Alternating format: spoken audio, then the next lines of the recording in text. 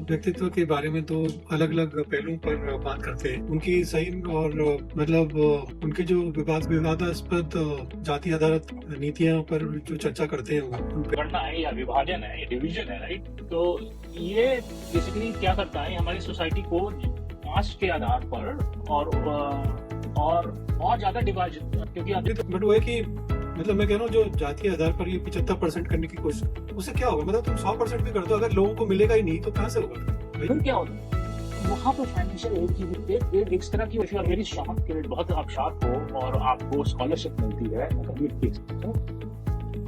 नमस्कार जी, तो सबका स्वागत है आज के संवाद में एक और संस्करण में।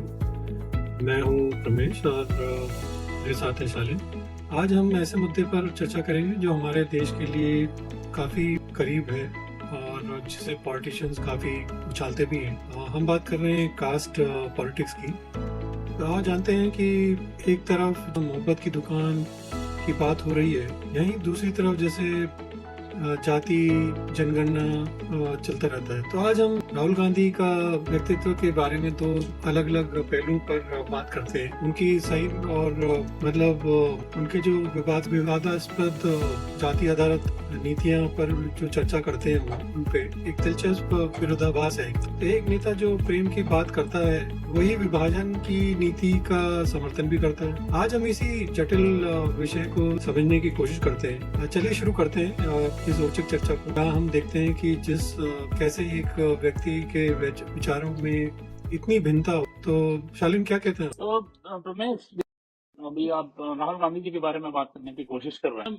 कुछ क्वालिटीज हैं, वो मतलब वो क्वालिटीज हैं या नहीं, वो अलग क्वेश्चनेबल डिस्कशन है। वो जो वो समझते हैं कुछ क्वालिटीज है, तो उसके उसके जो है ना बारे में बात करेंगे। लेकिन शालिन उनका हालिया जाति जनगणना का समर्थन, जिसे वो देश की धन और विकास की असमानताओं को खत्म करने का उपाय बताते हैं, गहराई से दोषापूर्ण है ना। उनका आर्थिक न्याय का जो धन को मतलब फिर से मतलब लोगों को और लोगों को बांटने, ये कोई मतलब सोशलिज्म का क्या है? ये मतलब कम्युनिज्म। देखिए, स्प्लिट कर जातिगत आधारित जो है, जो जनगणना है या विभाजन है या डिवीजन है, राइट? तो ये बेसिकली क्या करता है, हमारी सोसाइटी को कास्ट के आधार पर और ज्यादा डिवाइड, क्योंकि अब जैसे अगर आप हिंदू की बात करो तो हिंदू में वो ठाकुर है, तो वैश्य है, ब्राह्मण है, तो ओबीसी में भी मल्टीपल है।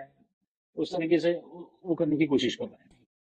सेकेंड एस्पेक्ट जो है कि जो है आपकी स्किल्स की ना इग्नोर किया जाता है। तो इसमें क्या होता है कि जो आपकी स्किल है, स्किल सेट के हिसाब से जो हमारी व्यवस्था होती है, जो सोसाइटी का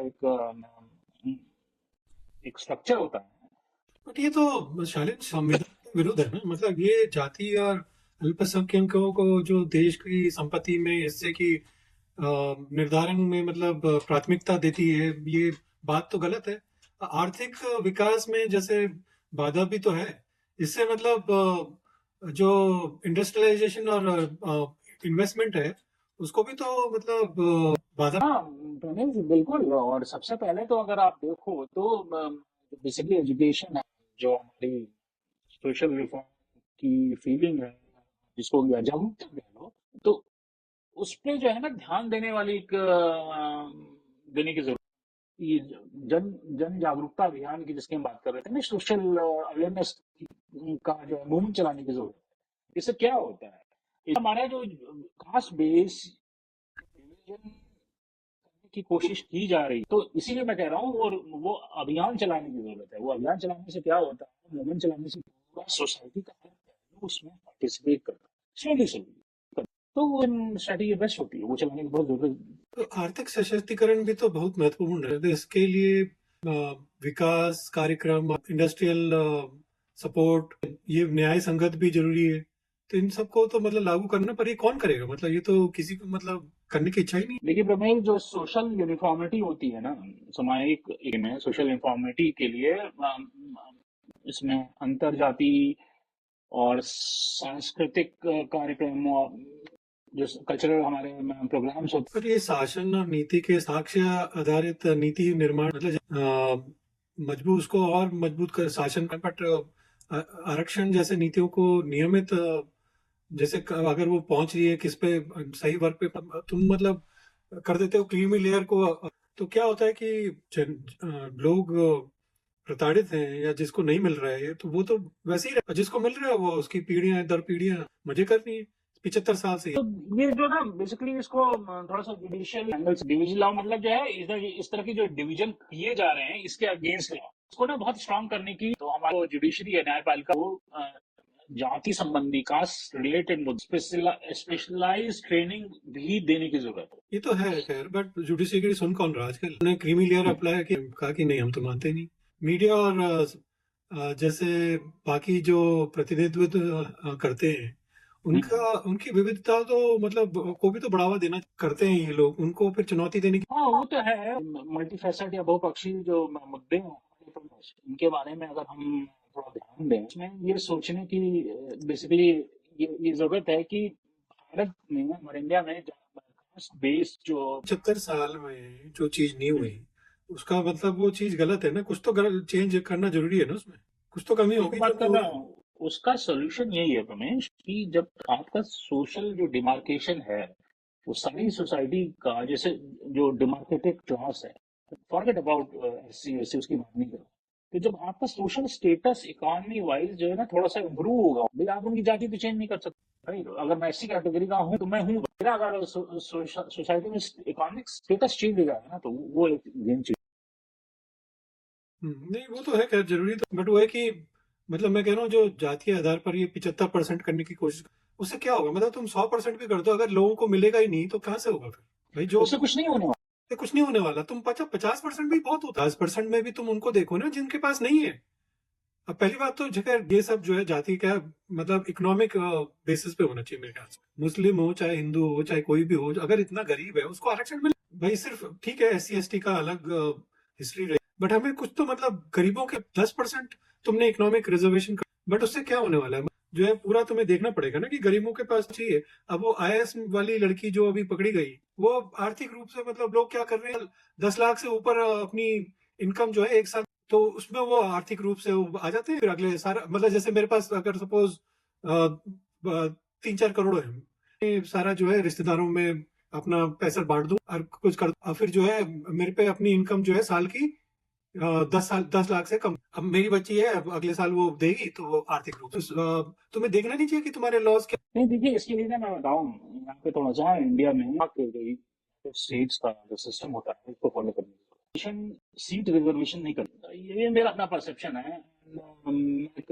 थॉट शेयर है कि जैसे यहाँ पे जब यूनिवर्सिटी में मतलब मैं मिक्स कर रहा हूँ यूएस की लैंग्वेज और इंडिया की लैंग्वेज, तो यहाँ अंडर ग्रेड बोलते हैं, इंडिया में यूनिवर्सिटी, तो यूनिवर्सिटी में जब बच्चा का एडमिशन होता है तो उसके दो एस्पेक्ट रहते हैं, एक उसके मिक के उसका सिलेक्शन क्राइटेरिया होता है, वो जगह जगह अप्लाई करता है, तो उसके क्या स्कोर है, जीपीए स्कोर है, सेट वगैरह देते हैं, उसका क्या स्कोर है, फिर उसका प्रोफाइल है, एकेडमिक्स के हिसाब से सिलेक्शन होता है, तो वो हुआ स्किल सेट बेस्ड।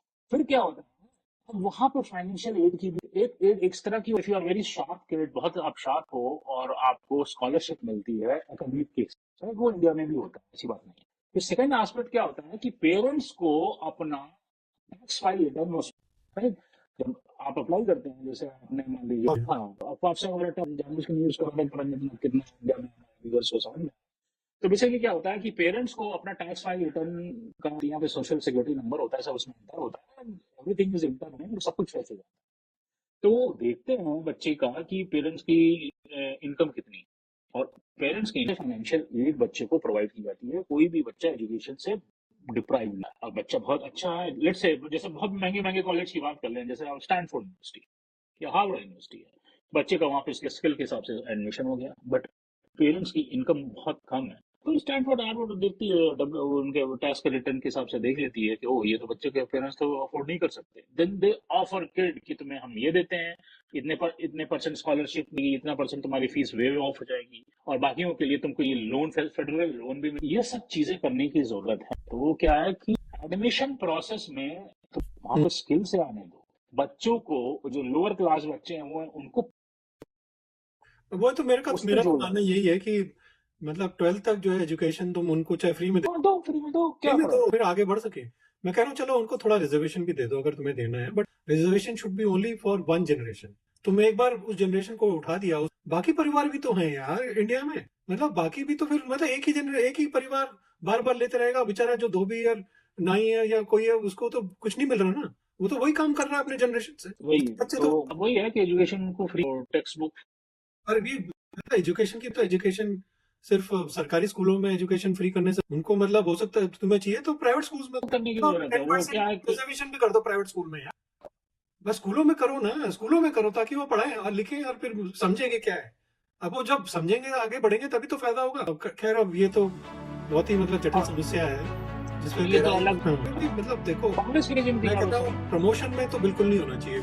एकदम नहीं होना चाहिए। प्रमोशन तो बिल्कुल बेस्ड होना चाहिए कि क्राइटेरिया जो अच्छा करेगा उस ऐसे, नहीं तो देश का पट्टा बैठ जाएगा। तुम उनको ठीक है तुमने रिजर्वेशन तुम्हें उसको आगे करने के लिए दे दिया, अब उसके लिए पैसे उतने बहुत है ना करने काम में। अगर वो उस पर अगर क्षमता है तो आगे बढ़ेगा, नहीं है तो फिर उसको करने दो।